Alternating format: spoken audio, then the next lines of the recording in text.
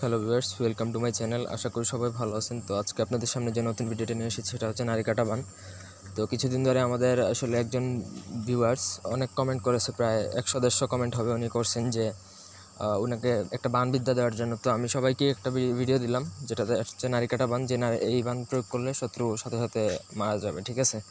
তো আমি আগে বলছি, কেউ খারাপ উদ্দেশ্যে ব্যবহার করবেন না, ভিডিওটা না টেনে দেখবেন এবং আমাদের চ্যানেলটি সাবস্ক্রাইব করবেন। ব্যক্তিগত যদি কোনো কাজ করাতে চান বা বই যদি কারো প্রয়োজন হয় তাহলে ডেসক্রিপশন বক্সে দেওয়া নাম্বারে ইমোতে যোগাযোগ করে যে কোনো কাজ করাতে পারবেন বা বই নিতে পারবেন।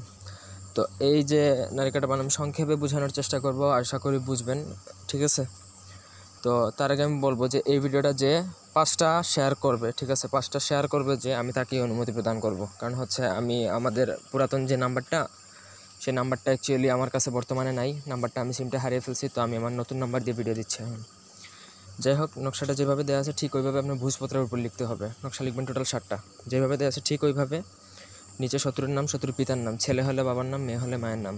নকশাটা লেখা শেষ করবেন, তারপর 7টা পুরাতন কবরে দাফন করে দেবেন। আশা করি বুঝতে পারছেন। ভোজপত্রের মধ্যে লাল কলম দ্বারা লিখতে পারেন, জাফরান কালি দ্বারা লিখলে আরও বেস্ট হয়। তো যাই হোক, সেটা আপনার ব্যাপার। চেষ্টা করবেন জাফরান কালি দ্বারা লেখার জন্য। 7টা লিখবেন, 7টা পুরাতন কবরে দাফন করবেন অমাবস্যার দিনে, ঠিক আছে? আর আরেকটা জিনিস আছে, নিয়ম আছে, সেটা হচ্ছে কামারের দোকান থেকে চাকু আনবেন, ঠিক আছে? ওই চাকুর মধ্যে নকশাটা লিখবেন।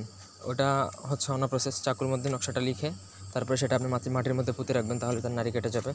তো ওই বিধিটা দরকার নেই, আমি সংক্ষেপে বলে দিলাম। কামারের দোকান থেকে চাকু আনবেন, চাকুর মধ্যে এটা খোদাই করা অনেক টাফ, যার জন্য আমি ভোজপত্রের নিয়মটা দিলাম যে ভোজপত্রের মধ্যে আপনি 7টা লিখবেন, 7টা লিখে 7টা পুরাতন কবরে দাফন করবেন, বেশ কাজ শেষ।